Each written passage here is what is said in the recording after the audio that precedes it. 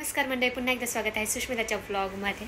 तर नवीन दिवसाची नवीन सुरुवात आणि आजचा ब्लॉग हा डेली ब्लॉग असणार आहे. प्लस याच्यामध्ये कॅप्शनवरून कळालंच असेल की मी हेअर रुटीनचं मला एक क्वेश्चन टाकला होता की हेअर रुटीन दाखव, आणि प्लस मला हे पण सांगितलं होतं की साडी कलेक्शन. तर या ब्लॉगमध्ये आपण हेअर रुटीन थोडं सांगणार आहोत आणि बघूयात. आज तर दिवस एकदम शांत असणार आहे कारण ओम सानिका गेलेले आहेत घरी.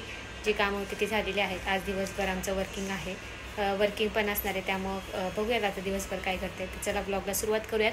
लाईक शेअर सबस्क्राईब केलं नसेल आपल्या चॅनल तर नक्की करा. ब्लॉग कंटिन्यू व्हावा. तर अशा प्रकारे आम्ही आता निघालो गार्डनला, मस्त तयार होऊन ऑफिसचं काम संपून लॉग आउट केलं आहे ना. आता आम्ही निघतोय. आता चला आमची लिफ्ट आलेली आहे.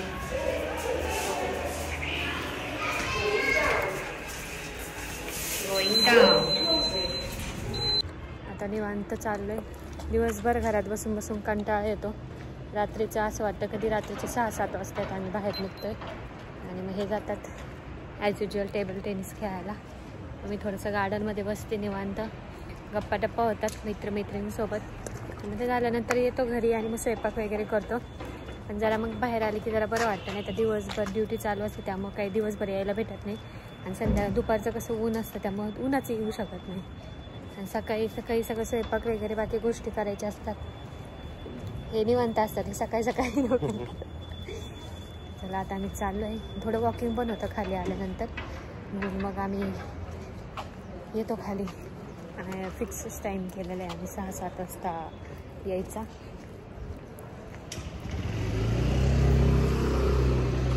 बाकी मग खाली मस्त निवांत वाटतं. आधी कसं आम्ही खालीच चक्रा मारायचो, पण आता गार्डनवरती असल्यामुळे मग सगळे वरतीच जातात. वरती छान हवा पण येते, गरम पण होत नाही. आणि इथे आधी पाहत असतील आधीच्या ब्लॉगमध्ये, त्यावेळेस गार्डन रेडी नव्हतं त्यामुळं खालीच यायचे सगळेजण. मग खाली चक्रा मारायचं वगैरे, बसून राहायचो. तिथं गरमागरम चपाती आणि ही केली हरभऱ्याची भाजी आणि त्याच्यासोबत आता ह्याच्यात आजीने ठेचा दिला, तो ठेचा खाणार आहोत. आणि आपली कैरी. मस्त आता जेवण करून घेतो. या जेवायला सर्वांनी. तर हेअर केअर रुटीनमध्ये मी जसं मागच्या पण ह्याच्यात सांगितलं होतं एका ब्लॉगमध्ये, पण पुन्हा एकदा तुमची फरमाईश आली तर सांगते. मी काही हेअर केअर म्हणजे रुटीन म्हणजे असं की 2 दिवसानंतर मी केसांना छान मालिश करते ऑइलनी. आपलं खोबरं तेल घ्यायचं किंवा तुमच्याकडं आल्मंड ऑइल, तुम्हाला जे ऑइल सूट होतं ते ऑइल घ्यायचं आणि ते ऑइलनी छान मसाज करायचं. हे जे इथून आहे पूर्ण हे इथं काय म्हणतात त्याला, शब्द आठवत नाही मला. तर इथे पूर्ण असं एक असं लाईन मारायची, एक हळू असं करत. तर त्याला पूर्ण असं तेल लावायचं, छान असं मसाज करायचं. तेल छान मुरून द्यायचं. छान 15-20 मिनटं मालिश करायची केसांची आणि पूर्ण हे असं तेल लावायचं. जास्त करून ह्या केसांना वरती जास्त त्याला कमी तेल लावायचं, पण आतमध्ये रूटला हे जे रूट आहेत हेअर रूट, तर त्याला जास्त तेल लावायचं. तेल संध्याकाळी रात्री झोपताना लावायचं. खूप पण लावायचं नाही, पिचपिचं करायचं नाही, एकदम नॉर्मल लावायचं. तेल लावून झालं संध्याकाळी छान झोप घ्यायची. सकाळी उठल्यानंतरच डायरेक्ट मी आता मला जो शॅम्पू सूट होतो, मला लॉयरचा सूट होतो, तर त्याने मी हेअर वॉश करते मॉर्निंगला. तर तसं तुमचा जो तुम्हाला शॅम्पू सूट होतो तो शॅम्पू लावायचा. आणि अशा प्रकारे हे दर 2 दिवसानंतर ही रुटीन फॉलो करते मी. त्याने माझे केस खूप छान राहतात. आणि हेअर वॉश केल्यानंतर जितकं टॉवेलने वगैरे सुकवता येते, टॉवेलने पुसता येतील केस तेवढी पुसायची आणि पूर्ण वाळून द्यायची. हेअर ड्रायर जास्त वापरायचं नाही. तुम्ही थोडंसं वापरू शकता, पण जास्त करून टॉवेलने जास्त केस सुकून घ्यायची, जास्त पुसून घ्यायची.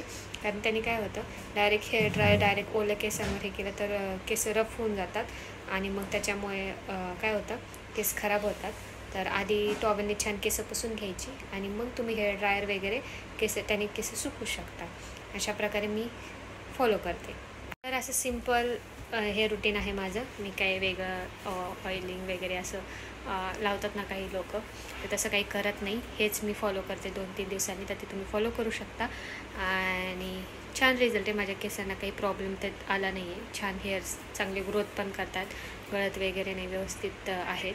तर ऑइलिंग करत जात आणि शॅम्पू पण जे तुम्हाला सूट होतं ते लावायचं. शॅम्पू लावल्यानंतर कंडिशनर लावायला विसरायचं नाही, त्याने हेअर छान होतात.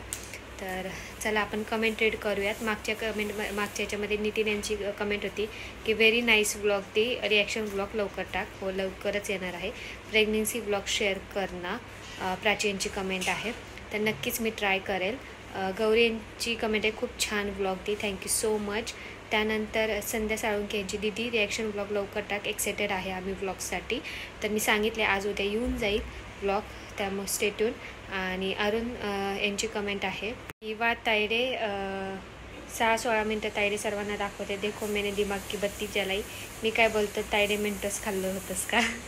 नाही असं काही नाही आहे. वैष्णवी यांची कमेंट आहे माझं नाव नाही घेतलं कालच्या कमेंटला व्हिडिओमध्ये, सॉरी चुकून राहिलं असेल तर आत्ता मी तुमचं नाव घेतलेलं आहे. थँक्यू सो मच तुम्ही कमेंट केल्याबद्दल. त्यानंतर प्रीती जाधव यांची कमेंट आहे मला वाटलं रिॲक्शन व्लॉगच टाकला. मी सांगितलं होतं मागच्या व्लॉगमध्येच की मी टाकेल म्हणून, तर पोस्ट पण झाला असेल हा व्लॉग. मी आधी पोस्ट केलं की नंतर मला माहीत नाही, पण रिॲक्शन व्लॉग ट्यूजडेला येऊन जाईल.